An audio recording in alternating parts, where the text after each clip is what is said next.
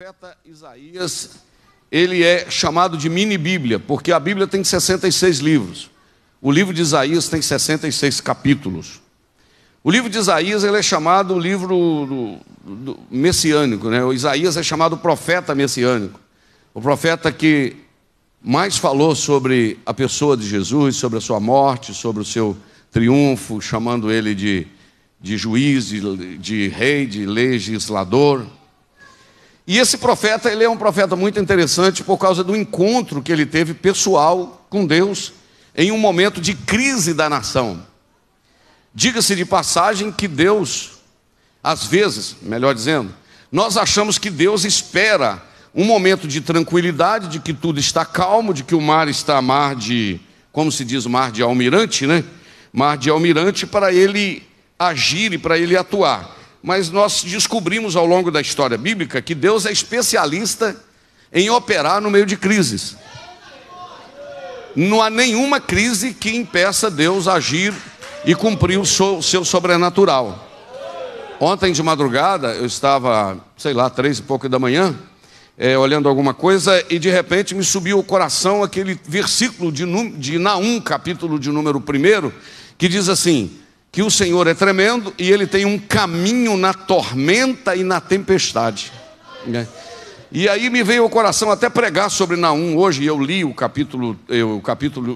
os 3 capítulos de Naum, o livro todo ontem, rapidamente, porque são 3 capítulos só, que afirma que Deus tem o caminho na tormenta e na tempestade. Aí o Espírito Santo assim falava muito forte ao meu coração, que no meio de tormenta e tempestade a gente costuma querer mostrar um caminho para Deus. Aí o Senhor está dizendo assim: eu tenho o caminho na tormenta e na tempestade. E a nuvem é a poeira dos meus pés.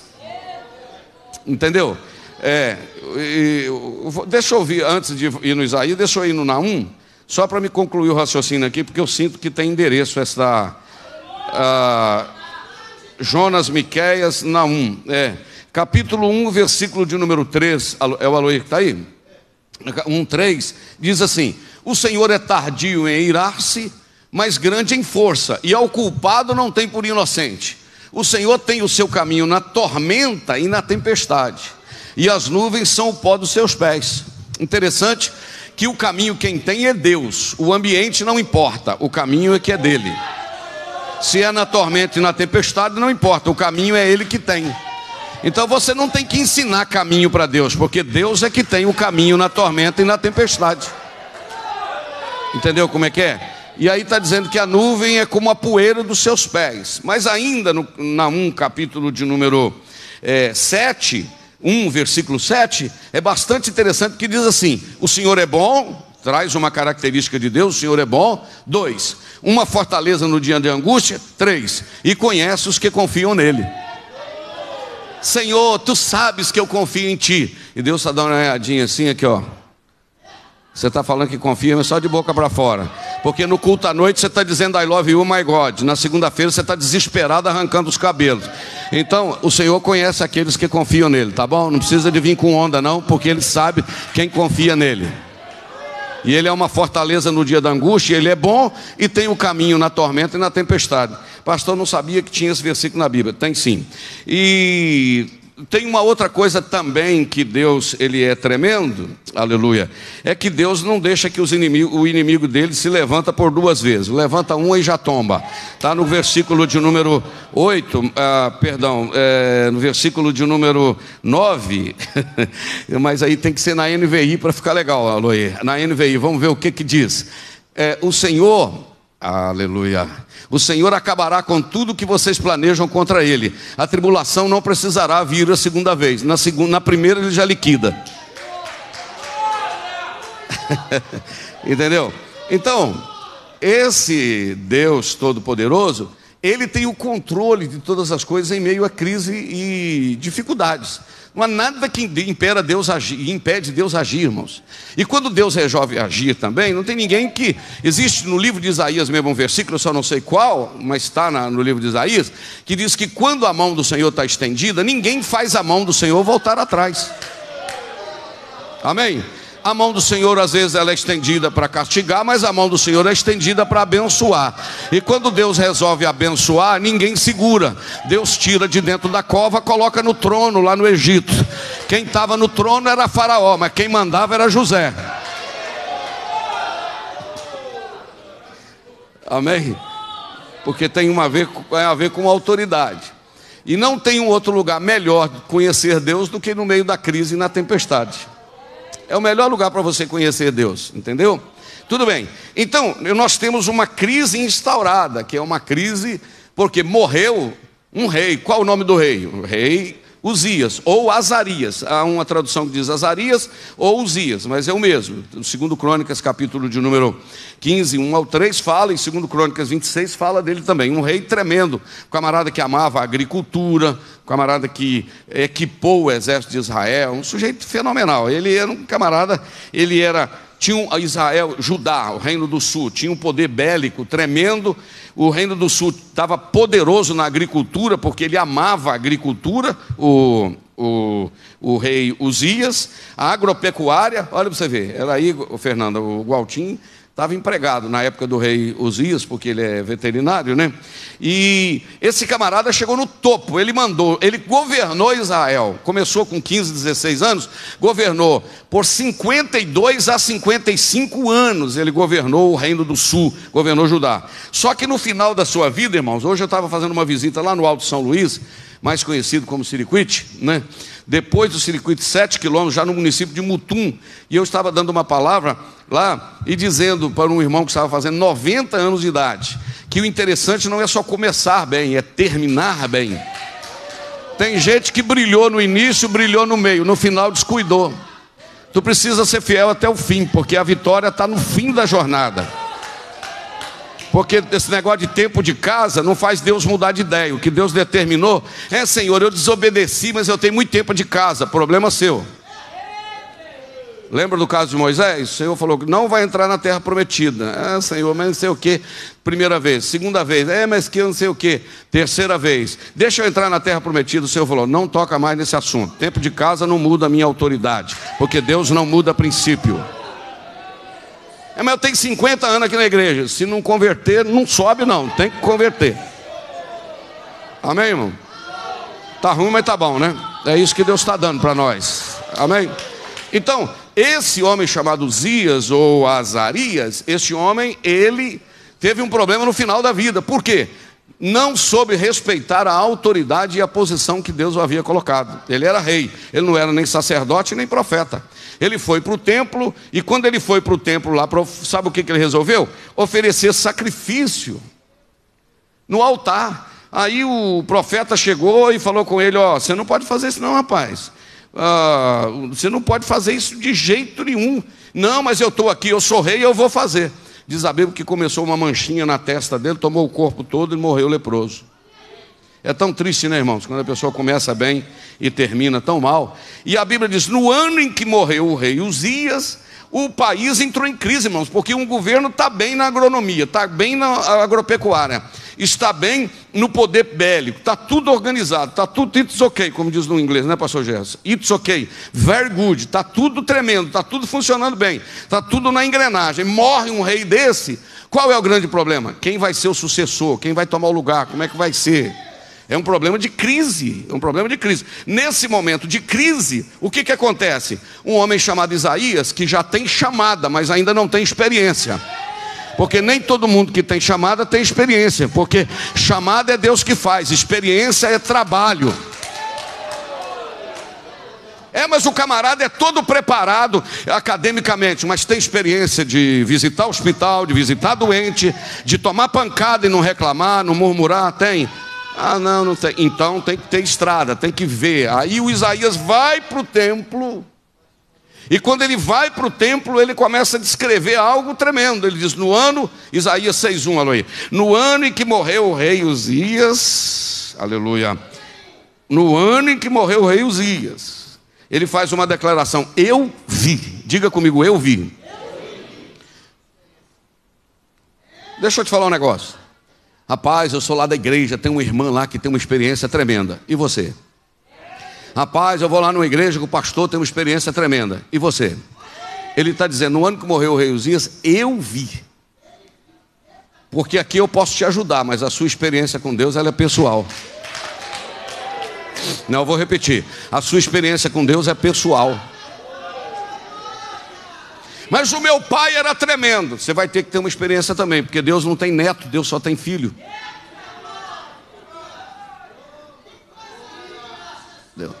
Por isso que a gente vê gente cambaleando para tudo enquanto é lado e tal, não tem firmeza. Por quê? Ele não teve, ele não viu. Porque quem vê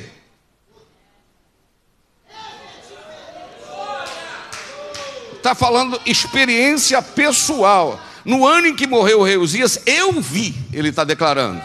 Presta atenção que esse rei Uzias, ele era o 10º rei do reino do sul, de Judá. Não vou entrar em detalhe, porque a gente toma muito tempo, mas o reino aqui está dividido, porque o reino estava compacto das 12 tribos até Salomão, Davi e Salomão. Quando Salomão morreu, o Reoboão não vigiou, deixa para lá o porquê, e acabou dividindo 10 tribos para o norte e 2 tribos para o sul. As 2 tribos do sul, capital em Jerusalém. 10 tribos do norte, capital em Samaria, no monte, e construíram um altar no monte Gerizim, para quê? Para o povo não ir a Jerusalém adorar. O reino do norte dizia, vocês não precisam ir a Jerusalém para adorar, vocês podem adorar aqui no monte Gerizim. Os judeus diziam, vocês estão adorando no monte Gerizim, mas o lugar de adorar é aqui em Jerusalém. Por isso que a mulher samaritana falou com Jesus, nossos pais adoraram aqui nesse monte, no Gerizim, e vocês dizem que é em Jerusalém que se deve adorar. E Jesus falou, ó, chegou a hora já chegou, que os verdadeiros adoradores não vão adorar nem no Gerizim, nem em Jerusalém. Por quê? Vai chegar a hora que o Pai vai buscar não o lugar de adorar, mas vai buscar os adoradores. Então Deus não está buscando lugar, Deus está buscando adorador.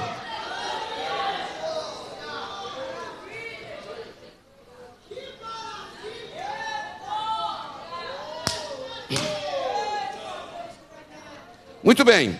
Então, ele é o 10º rei de Judá. Esse fato que é reino do sul, esse fato está acontecendo aproximadamente no ano 740 a.C. E esse Isaías dá a declaração, ele dizendo, eu vi. É uma experiência pessoal. Eu não vi contar. Não é o fulano que contou para mim. Como é que foi? Não, eu estava lá. Eu assisti. Eu tive a experiência. Amém? Tudo bem. Esse Isaías, ele é um camarada interessante porque ele era de sangue real. Era o mais ilustre dos profetas, porque ele era de sangue real. Ele era sobrinho do rei Amazias, primo de Uzias e neto do rei Joás. Entendeu? Ele era de sangue real. Ele viveu aproximadamente do ano de 760 a 698. E o título, o seu nome significa salvação de Deus. Isaías, né? Eu já expliquei para os irmãos, esses nomes que terminam com El, com Ias, não é verdade? Que começa com EL, por exemplo, Elias. O que quer dizer Elias? Deus é Deus. El, abreviatura de Elohim, e Ias, abreviatura de Yahvé. Então Deus é Deus, Elias, Deus é Deus. Então Isaías é salvação de Deus. Está muito passando na travezinha, batendo no mesmo nome de Jesus, né? Yeshua, salvação. Jeová é a salvação. É praticamente o mesmo. Oséias, Josué, Isaías. Esses nomes são intrinsecamente ligados a Jeová e a salvação. Esse homem também, o nome de Isaías aparece 21 vezes no Novo Testamento. Olha que chique. 21 vezes o nome dele aparece no Novo Testamento. Que tremendo isso. Ele profetizou aproximadamente 50 anos. Um ministério longo, não? Sim ou não? Um ministério largo, como se diz no espanhol, né? Muito interessante. Ele profetizou no reino dividido, de reino do sul e reino do norte, e posteriormente profetizou só no reino de Judá, no reino do sul. Muito bem. A tradição diz que ele morreu martirizado, cerrado no meio, pelo ímpio rei Manassés. O rei Manassés, filho de Ezequias, que ele, o próprio Isaías, tinha profetizado que ele ia ter 15 anos a mais de vida. A tradição diz que o Manassés cerrou ele no meio. Ele era casado, né? O Isaías era casado. Onde está na Bíblia, pastor? Está no livro de Isaías, capítulo 8, versículo de número 3, que diz assim: e fui ter com a profetisa, e ela concebeu e deu à luz um filho. A mulher dele era profetisa, né? Era crente. Que bom quando o profeta tem uma mulher crente, né? Interessante isso aqui, né? Que maravilha, né? Ele foi o profeta messiânico. Interessante no livro de Isaías também, que eu, antes de voltar lá para o capítulo de número 6, quero falar algumas curiosidades aqui sobre Isaías que ferve no meu coração. Dizer para vocês que ele profetizou também na época do rei Uzias, do rei Jotão, do rei Acás, do rei Ezequias. Vários reis. Ele caminhava, ele circulava no meio desses reis. E com uma voz profética, firme. Agora, uma coisa interessantíssima em Isaías, talvez você não vai ter a percepção que eu estou tendo, vai conseguir entender, mas eu vou tentar te explicar. Isaías mostra que Deus tem sentimentos, que Deus tem emoções. Por quê? Porque Deus é um Deus pessoal. Tem vontade, tem inteligência e tem emoções. Eu encontro Deus na Bíblia alegre, mas eu encontro Deus triste. Eu encontro Deus feliz, contente, mas eu encontro Deus decepcionado. E Isaías me mostra um dos atributos de Deus, no sentido que ele tem sentimentos, atributos não, um dos sentimentos de Deus, algo ligado ao caráter de Deus, à pessoa de Deus, à personalidade de Deus, decepção. Onde que está isso, pastor? O Aloysio já coloca para mim Isaías capítulo 1, versículo de número 2. Diz assim, Isaías 1, 2 diz assim, preste atenção para você acompanhar meu raciocínio. Quem está entendendo até agora, diga amém. Amém. Tudo bem. Ouvi, ó céus, olha o que Deus está falando. Ouvi, ó céus, e presta ouvidos tu, ó terra, porque fala o Senhor. Criei filhos e os exalcei-os. O que significa a palavra exalcei-os? Os engrandeci, coloquei-os num lugar de destaque. Mas eles fizeram o quê? Prevaricaram contra mim. Pecado de prevaricação. Prevaricaram contra mim. Agora, olha a declaração de alguém decepcionado no versículo de número 3. O boi conhece o seu possuidor, e o jumento conhece a manjedoura do seu dono.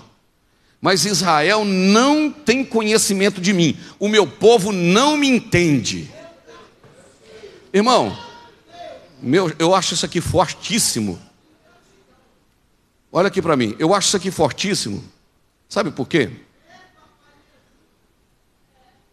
Você cria um filho. Olha bem.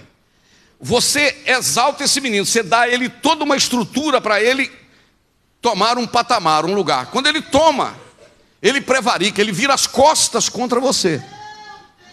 Aloysio, coloca na NVI o verso 2 para mim, para ver com uma outra... Ah, tá, é boa essa aí. Ouça, ó céus, escute, ó terra, pois o Senhor diz, criei filhos e os fiz o quê? Crescer, mas eles se revoltaram contra mim. Imagina um pai, cria um filho, estuda um filho, vamos imaginar, dá um diploma a um filho, dá uma condição a um filho. Quando o filho está com o narizinho em pezinho, achando que é alguma coisa, revolta contra o pai, diz assim, o pai não sabe nada não, quem sabe do meu caminho sou eu. A vida é minha, eu vivo a vida que eu quero viver. A Israel está desse jeito, versículo de número 3. O boi reconhece o seu dono, o jumento conhece a manjedoura do seu proprietário, mas Israel nada sabe, o meu povo nada compreende. O que está acontecendo? Deus está reclamando da nação. O que Deus podia ter feito?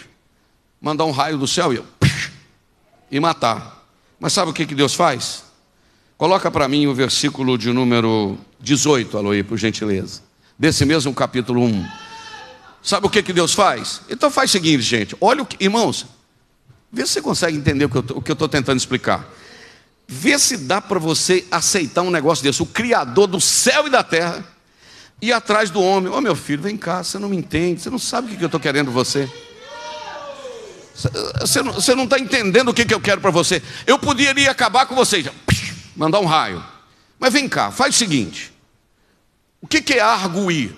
Alguém conhece aqui arguição? O que é a palavra arguição? Levanta a mão. Pois seja sincero, pouca gente sabia que você não é da nossa época da escola. A professora fala, estuda porque amanhã tem arguição. O que é arguição? Pergunta e resposta, ok?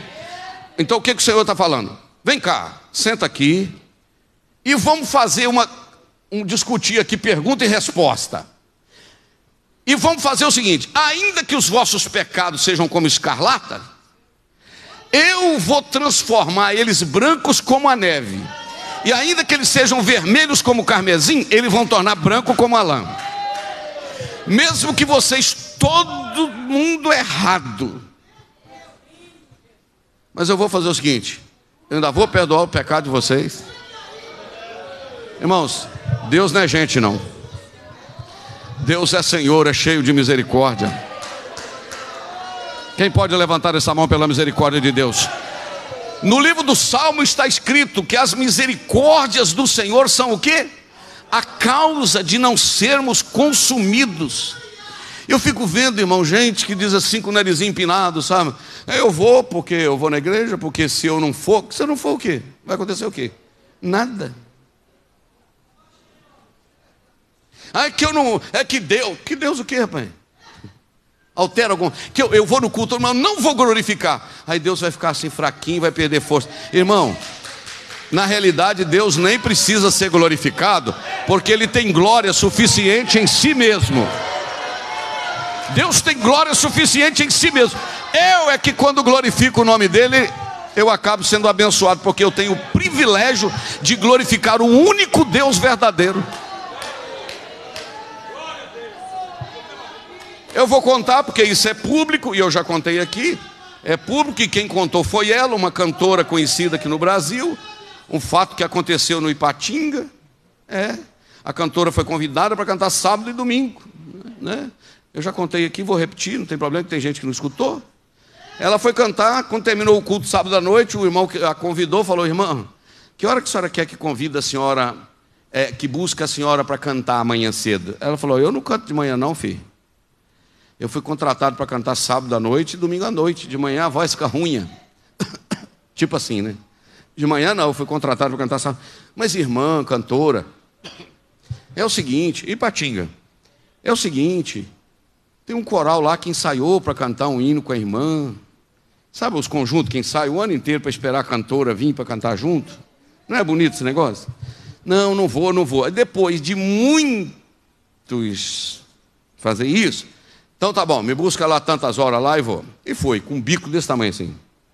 Mas foi. Chegou a hora de cantar, ficou em pé um coral. Só que aquele coral era de mudos. Sabe aquele negocinho branco que põe na mão, uma luvinha assim para fazer gesto? É um coral de mudo. Ia soltar o playback e eles iam fazer gesto adorando a Deus em libras. Deram a oportunidade dela, quando ela pegou o microfone, ela...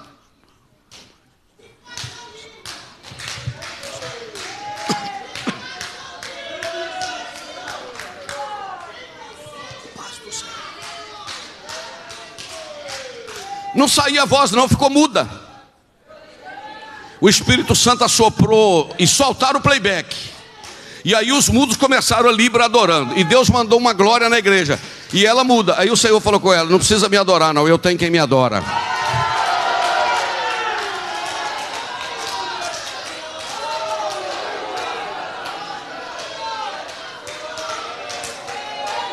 Ela se arrependeu, a voz voltou. Eu escutei ela dar esse testemunho na cidade de Araguari, Minas Gerais. Ela deu o testemunho.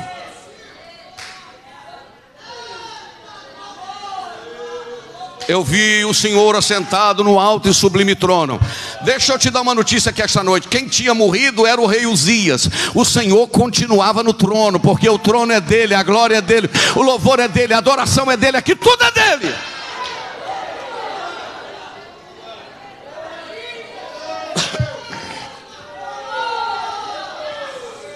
Mas segura aí.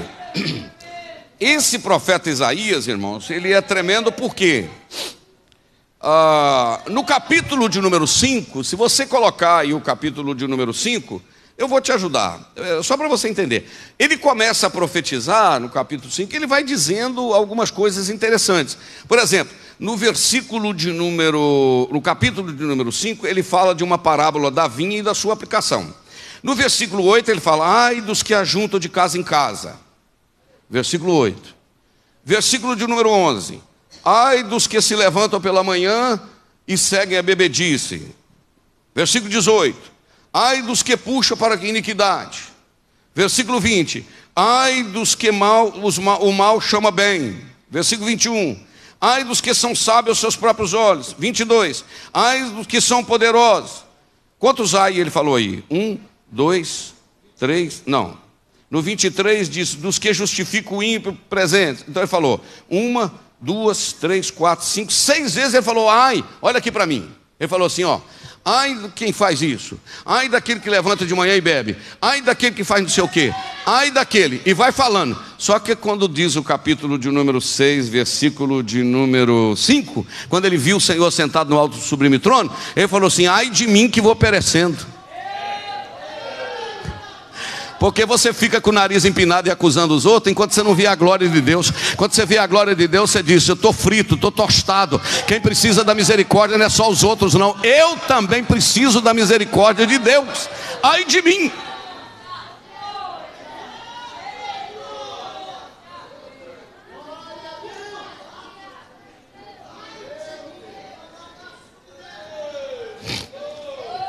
Esse o negócio está acelerado, né, irmão? Glória a Deus.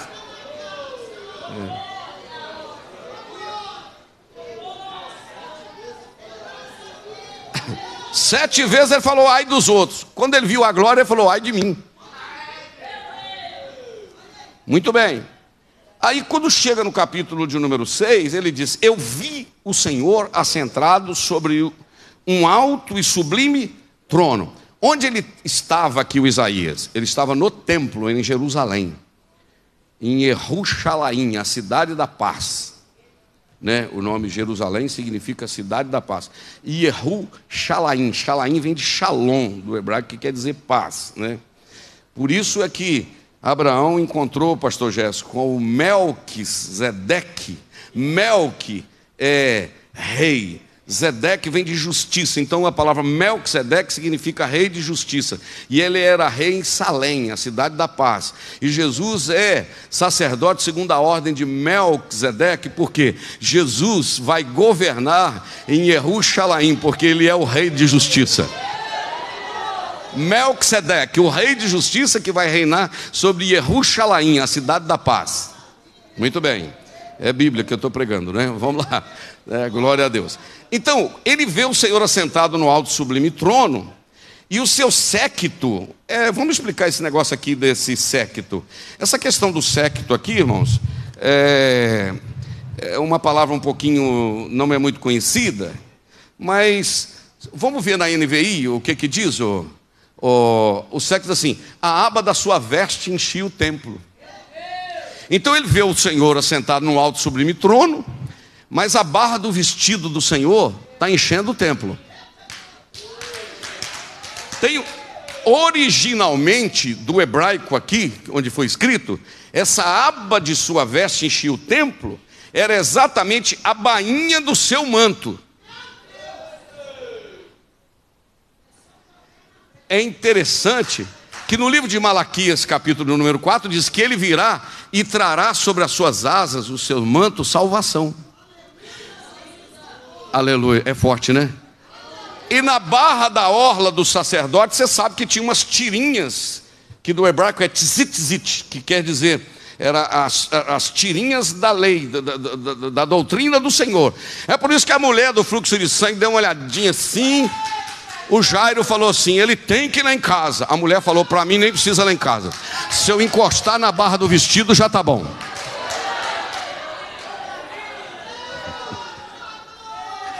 Onde está esse negócio de tzitzit? Está lá no livro de Números, mas larga para lá.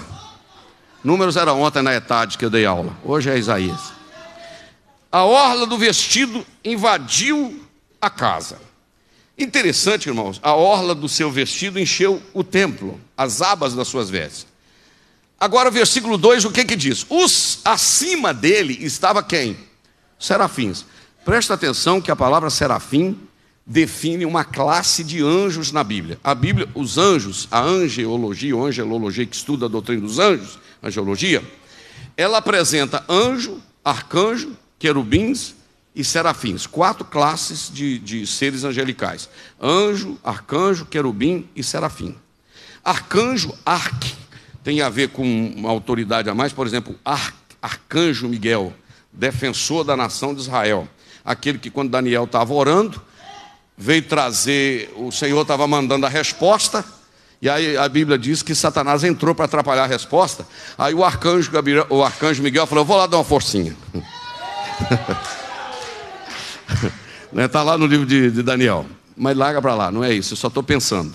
Como diz o pastor Reginaldo, né? Não é isso que eu quero pregar, eu só estou pensando. Mas muito bem, o arcanjo Miguel. Nós temos aí também um anjo muito especial na Bíblia, que é o Gabriel, né? Que trouxe a notícia para João Batista, trouxe a notícia para Maria. É anjo, como diz o outro, não é fiote não, irmão. O Gabriel, inclusive, o Zacarias falou assim: não sei o que eu sou velho, minha mulher é velha, não sei o que. O anjo falou: você sabe o que você está conversando? Você está falando com o Gabriel. Eu assisto diante do trono de Deus. E ele mandou trazer a notícia e eu estou aqui, pronto, e vai nascer o menino. E tem um detalhe: vai ser cheio desde o ventre da mãe. Mas larga para lá. Eu só estou pensando.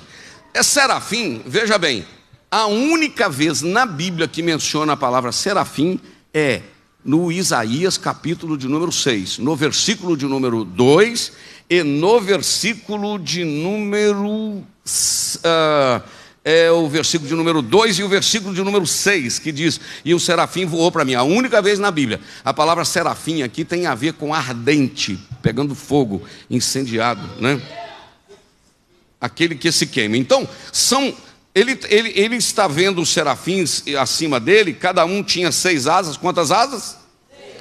Com 2 asas cobria os seus rostos, né?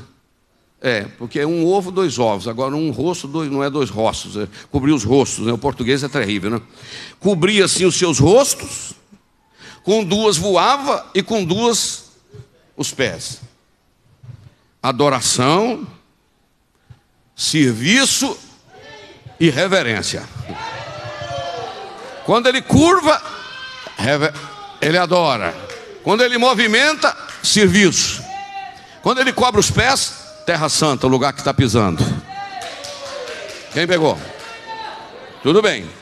Agora o que eu acho interessante, irmãos, é que no versículo 3, esses serafins que estavam voando para lá e para cá, cobrindo o rosto, cobrindo os pés e com 2 asas voando, diz assim, que eles clamavam uns para os outros. Olha aqui para mim, eu já falei isso outras vezes, vocês sabem disso, mas que não custa lembrar. Parece que eles estavam gritando assim para Deus, né? Santo, santo, santo é o Senhor dos exércitos. Não, pode ler o texto, está dizendo aí, eles diziam eram uns para os outros. Está no texto aí ou não? Santo, santo, santo é o Senhor dos exércitos. Vira para alguém aí e fala o que os serafins falavam. Santo, santo, santo é o Senhor dos exércitos.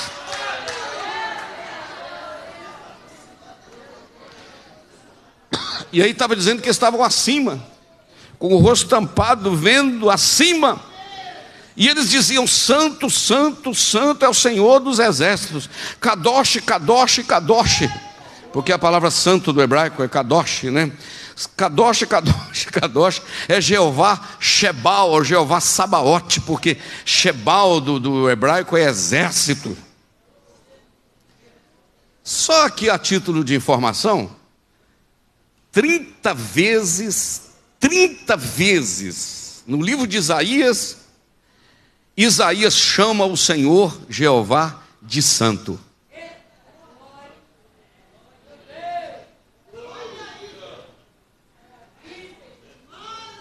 Mais de 50 vezes Isaías chama o Senhor de Jeová Shebal, ou Sabaote, isto é, de Senhor dos exércitos. Irmãos, por que a Bíblia chama o Senhor, às vezes, de Jeová Shebal, o Senhor dos exércitos? Tem um texto aqui, quem está ligado aí, quem está acordado, diga amém, levanta a mão, amém, então tá bom. Não é a primeira vez que Deus é chamado de Senhor dos exércitos, você sabe, né? Deixa eu ver se eu acho aqui, porque não está no meu iPad aqui, nesse iPad aqui. Eu estou com um lá em casa que eu ganhei, mas não estou sabendo usar, menino. É uma luta. No livro de Josué, capítulo de número... Deixa eu achar aqui. Josué, capítulo de número 3, versículo de número... Não, deixa eu ver se é o capítulo de número 1, versículo de número... Aleluia. Já. Na apavora não, que vai dar certo. E aconteceu que partindo... deixa eu ver qual o capítulo que é. Que o Josué encontrou com o anjo e perguntou: de que lado que você está? Deixa eu achar aqui. É o capítulo de número 5, versículo de número 13, por gentileza. Só para a gente concluir esse negócio do Senhor dos Exércitos, eu volto para Isaías, porque a gente só tem 10 minutos para terminar. Josué, capítulo de número 5, versículo de número 13. E sucedeu que, estando Josué ao pé de Jericó, onde ele estava? Levantou os seus olhos e olhou, e eis que se pôs em pé diante dele um homem que tinha na mão uma espada nua. E chegou-se a Josué a ele e disse: és tu dos nossos ou é dos inimigos? Olha o que o Josué viu. Perguntou aquele ser que estava lá: você é do lado de lá ou do lado de cá? De que lado você está? Porque tinha um ser glorioso com espada na mão. De que lado que você está? Do nosso lado ou do lado dos inimigos? Aí veio o versículo 14. Ele disse: não, eu não estou nem do lado nem do outro não. Eu venho aqui agora como príncipe do exército do Senhor.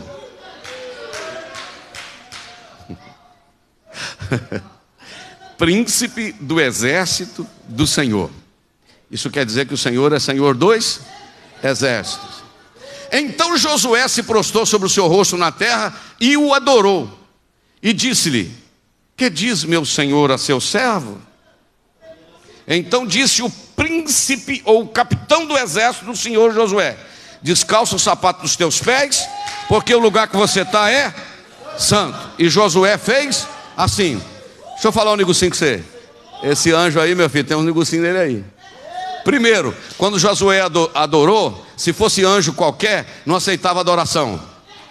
Ele aceitou a adoração. E ele falou: tira o sapato do pé, que o lugar que você está é terra santa. Quem que falou isso? Em Êxodo capítulo 3. Esse versículo aí é uma teofania, uma manifestação do Cristo poderoso que viria posteriormente.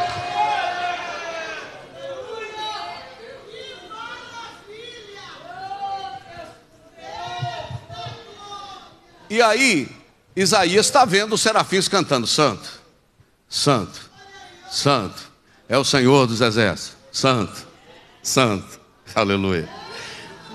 Agora eu estou com um negócio novinho para falar para vocês. O Senhor é Senhor dos exércitos. De quais exércitos, pastor Jandro? Número 1, o Senhor é Senhor das forças armadas de Israel.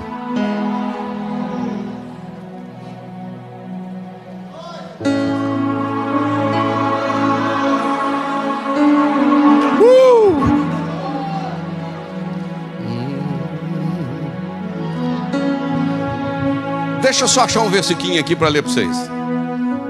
O Senhor é Senhor das forças armadas de Israel. Shmuel, capítulo de número 17, versículo 45. Está escrito assim: 17:45. Davi, 1 Samuel 17:45. Davi, porém, disse ao filisteu: tu vens a mim com espada e com lança e com escudo, porém eu, aqui o Davi aqui, vou a ti em nome do Senhor dos exércitos, o Deus dos exércitos a quem tens afrontado, isto é, o Deus de Israel, porque o Senhor é o general do exército de Israel. E eu estou empolgado, e aqui o Espírito Santo já vai só jogando na minha mente. Você sabe que em algumas ocasiões Israel não tirou uma espada da bainha, só cantou e o Senhor lutou. Tem hora, filho, você não tem que tirar a espada não, você tem que só que adorar. E eu estou caçando um outro versiquinho aqui. Segundo Reis, capítulo de número 2, versículo de número 12. Segundo Reis 2:12. Segura, não lê o versículo ainda não, olha aqui para minha mão. Você sabe que no versículo de número 11, coloca o 11 então, Aloí. E sucedeu que indo eles andando e falando, eis que um carro de fogo com cavalos de fogo separou Elias e Eliseu. E Elias subiu ao céu num redemoinho. Quando você for pregar, não diga que Elias subiu ao céu num carro de fogo, não. Elias subiu ao céu num redemoinho. Se ele montou no carro de fogo, foi lá em cima. Eu não sei, mas ele subiu, foi num redemoinho, ok? Amém? Só a título de informação. Eu estou só pensando. Vai lá. O que aconteceu? O Eliseu, subiu no redemoinho. Versículo 12. O que vendo Eliseu clamou: meu pai, carros de Israel e seus cavaleiros. Aí eu vou lhe fazer uma pergunta: por que o abençoado de Eliseu falou: Deus, meu pai, carros de Israel e seus cavaleiros?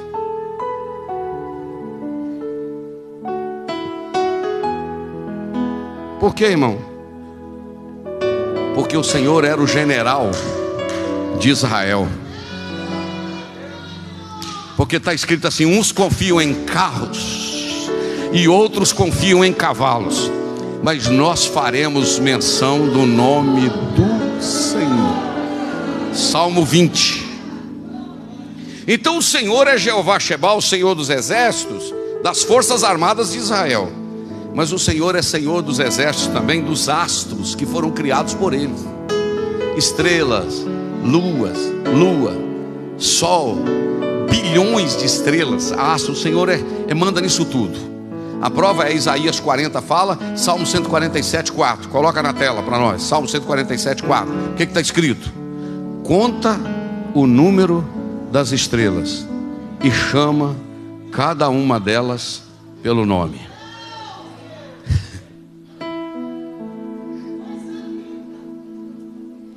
Mas o Senhor não é chefe só da nação de Israel. O Senhor não é chefe só dos astros. O Senhor não é líder do exército só disso. Ele também é líder e supremo dos anjos. Os anjos se curvam diante dele. Aleluia. Aleluia. Aleluia. Acabou o nosso tempo, vou terminar. Isaías capítulo 6, vamos voltar para a gente concluir. Vamos onde começamos. E clamavam uns para os outros. Agora sabe o que me chama a atenção? Olha para cá. Que ele está dizendo que ele viu o Senhor assentado no alto e sublime trono. Sim ou não? O que ele viu do Senhor? Somente a aba do seu vestido. Ele diz que vê o Senhor, mas ele não descreve Deus, ele descreve os serafins. Porque Deus, na sua essência, jamais ser humano algum viu. Se vê, morre. Irmão, se só sentir a presença dele já é o que você está sentindo aqui, imagine na hora que você vê-lo face a face.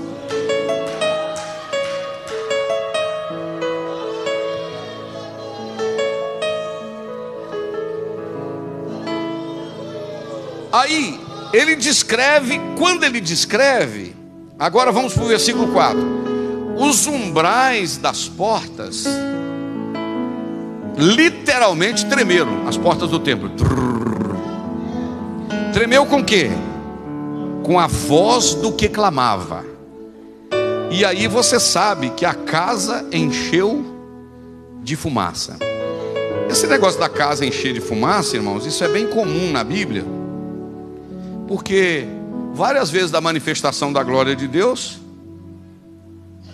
apareceu fogo, labareda, fumaça. Isso está intrinsecamente ligado à glória de Deus. Mas vamos continuar, versículo de número 5. Então disse eu. O que ele disse? Ai de mim, que vou perecendo. Agora, irmãos, esse homem, ele reconhece uma coisa que pouca gente reconhece. Ele reconheceu, Porque até o capítulo 5, eu quero que você aprenda isso aqui, crente. Olha só aqui para o pastor. Até o 5, ele estava acusando os outros. Está vendo lá? Ai daqueles, ai dela, ai dele. Quando ele via a glória de Deus, eu imagino que nessas alturas ele está caído, né? Ele está prostrado. E ele começa a dizer: ai de mim, que vou perecendo aqui, que vou morrendo. Vê a NVI, Aloia, para a gente ver. Ai de mim, que estou perdido, pois eu sou um homem de lábios impuros. Presta atenção, irmão. Tinha a chamada, mas precisava de um encontro. Caminha com a igreja, mas o lábio não é puro. Fala coisas que desagradam a Deus. Ainda canta fio do cabelo no paletó. Ainda canta meu pequeno cachoeiro, meu pé de jacarandá. Você vai ter que queimar esses bolachão do Roberto Carlos, meu filho. Você vai ter que queimar esses bolachão aí dos Beatles. Yesterday.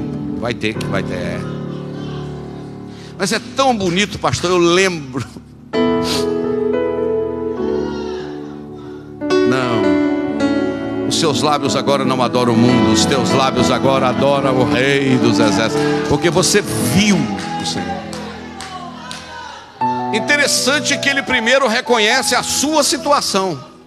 Porque quando você tem uma experiência com Deus, você não começa a dizer assim: que a menina precisa melhorar, que a menina precisa melhorar. Você fala: eu preciso melhorar.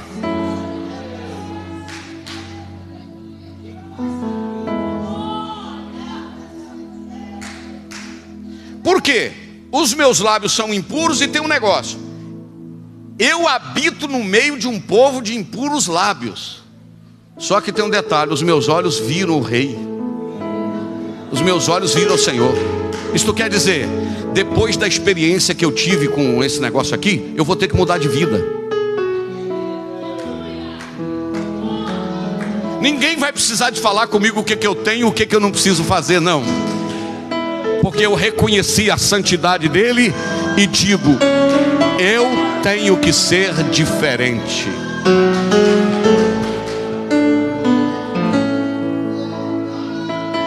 Sobe uns 2 tons aí, Marquinhos, desse tom. Mantenha-se aí. Aí o que acontece, irmãos? Presta atenção. Ele está gritando, não é verdade? Aqui nós temos o doutor Lucas, que é médico, cirurgião. Tem a Marluz, que é enfermeira. Deve ter mais alguma enfermeira aí, não sei se tem mais algum médico. Você sabe que é uma atitude normal, irmão.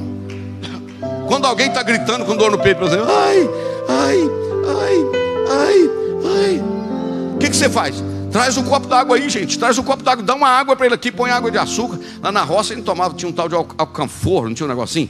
Quando a pessoa estava morrendo, pegava o alcanfor, esfregava nos funhos. Alcanfor é um negócio tipo álcool, um cheiro forte, né, Ayler? Você tem em sua casa? Não, né? Não. Então, quem lembra do alcanfor aqui, esse negócio na roça? Isso, meu filho. Pode levantar a mãozinha. Isso, eu estou vendo que você conhece, né?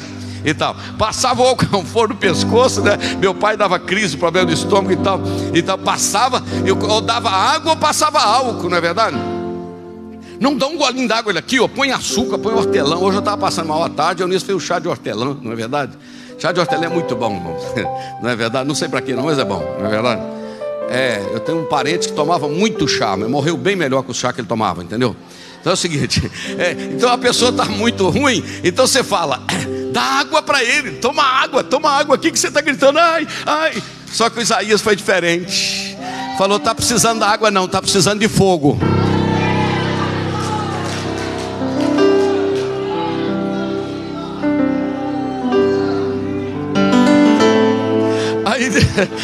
Aí, segura aí. Está escrito assim: logo um dos serafins voou para mim, trazendo uma brasa viva que é tirada no altar com uma tenaz. O serafim que estava lá cantando Santo, Santo, Santo Senhor dos Exércitos, pega uma tenaz, que é um negócio tipo um alicate, vai lá, pega uma brasa. Eu não sei se ele passou a brasa para a mão e foi lá e falou: Isaías, versículo de número 7. Abre essa boca aí. Você falou que habita no meio, que seus lábios são impuros, e que você habita no meio de um povo de impuros lábios. Eu vou mostrar para você que quem resolve o seu problema não é você, porque Deus mostrou para ele a visão da providência do céu, que quem purifica lábio impuro não é você, é o poder não do fogo ali, agora do sangue de Jesus.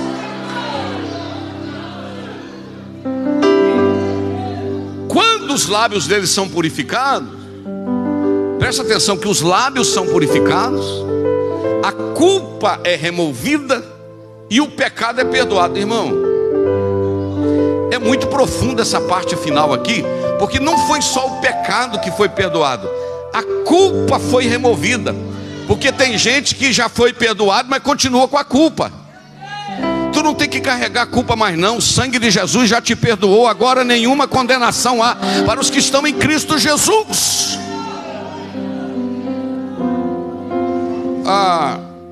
Quando eu morava no Taparuba, não, nunca morei em Taparuba não. Meu pai morou e a minha filha mora. O vô Joaquim nasceu no Taparuba. Meu avô morava lá. Sou Chico Francisco Antão, Francisco Portes. Tocava Folia de Reis, né, Aile? Você lembra?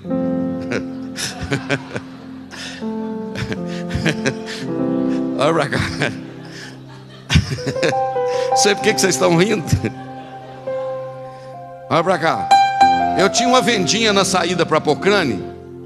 Eu só não vendia, irmãos, cachaça e nem fumo. Mas a minha vendinha dá quase tudo. Era igual a venda do Bié na saída para Conceição, né?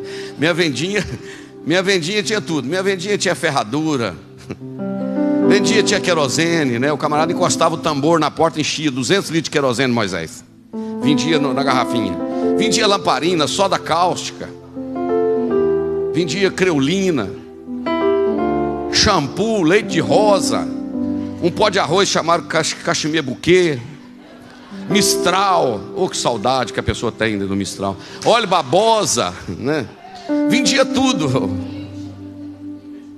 Pente. Vendia tudo. E eu lembro que o pessoal chegava do Laranjeira, do Santa Constância, a cavalo. Olha pra cá. Chegava a cavalo. Soltava o cavalo no meio da rua, descia do cavalo. Irmão, o cavalo já estava tão acostumado a ficar amarrado no toco, lá perto da venda do Garoto e do Tinguinho, do Boteco do Tote, e do Custódio, a venda do Custódio. Tem gente dizendo, conheço tudo. Tem gente, né? A venda do seu Garoto, Joaquim Miguel, né? A vendinha do Tijuquinha.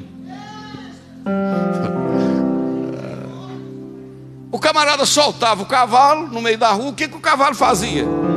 Sabe, Monecípio? Era tão acostumado a estar amarrado no toco. O cavalo ia para lá, ficava sozinho no toco. Não, irmão, é verdade que eu estou falando? Não. Ficava, né, Eduardo? Ficava o dia inteirinho lá no toco, assim, ó. Se o cavalo tivesse inteligência, alguém chegasse perto dele e falasse: ô cavalo, o que você está fazendo aí? Não, que o meu patrão me amarrou aqui. Rapaz, você não está amarrado não, você está solto, vai embora. Irmão, tem gente que já teve amarraço no cabresto de Satanás muitos anos. Jesus já salvou ele, já libertou ele, e agora ele está lá no toco de Satanás. Tu está livre, meu amigo. O diabo não te segura mais não. O sangue de Jesus já te perdoou. Levanta a cabeça e vai embora.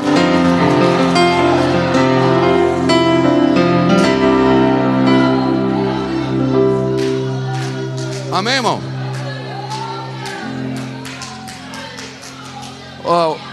As visitas aí não escandalizam essa gritaiada não, porque a gente grita mesmo.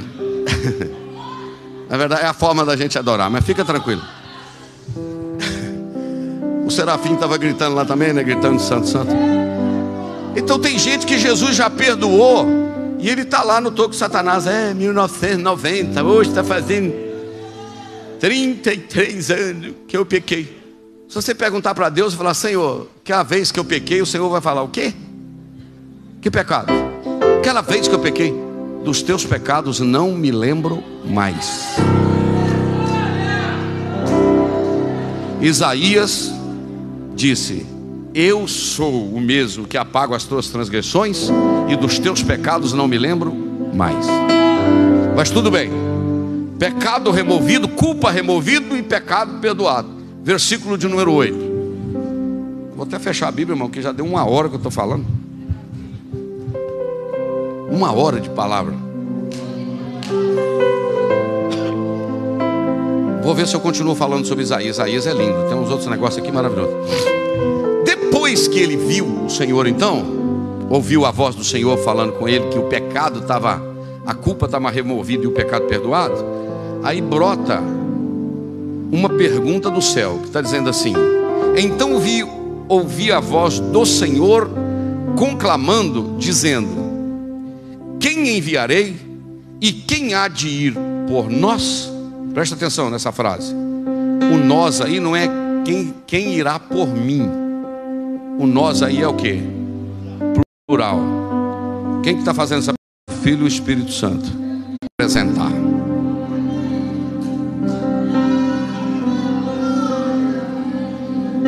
Te amo, Deus, tua graça nunca falta, tua bondade estive em tuas mãos.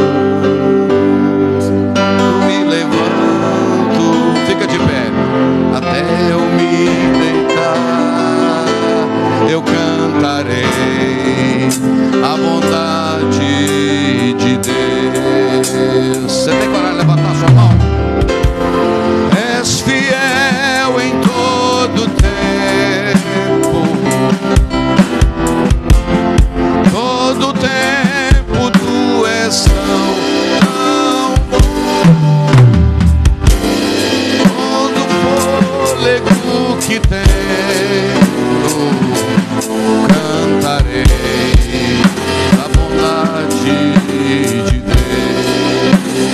Dá uma pausa aí, Marquinhos. Aí a pergunta vem: a quem enviarei e quem há de ir por nós? Aí ele brada. Agora eu queria chamar a sua atenção para uma coisa. Do versículo 5 para o 8 dá uma diferença tremenda, não dá? Lá atrás ele diz: ai de mim que estou morrendo, porque sou um homem de impuros lábios. Mas agora ele aceitou o perdão de Deus. E agora ele entende: estou preparado. Deixa eu te falar um negócio aqui. Eu sou voz de Deus para a sua vida. Você está na igreja há tantos anos, Deus te chamando para uma obra, e você diz: não sei o que, eu não posso. Pode sim. E se a oportunidade chegar para você, não pula fora não. Faz, porque o Senhor está dizendo: quem há de ir por nós?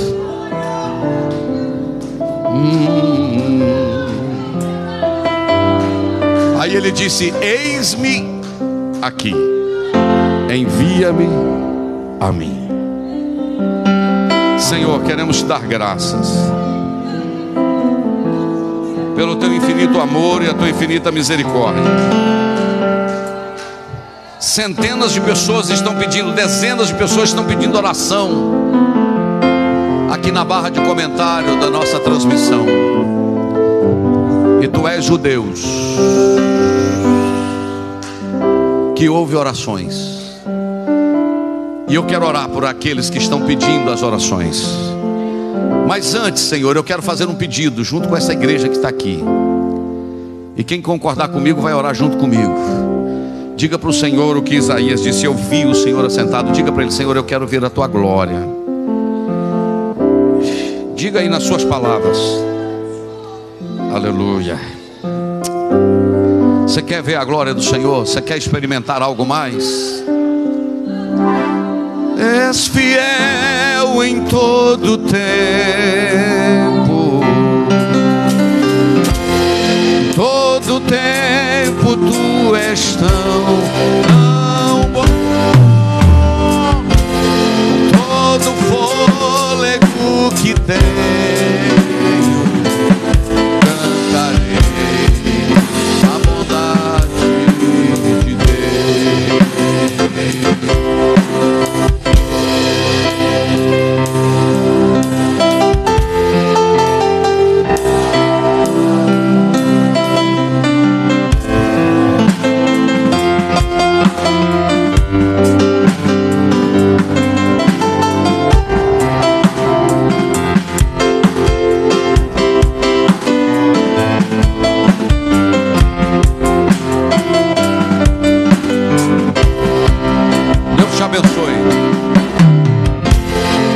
És fiel.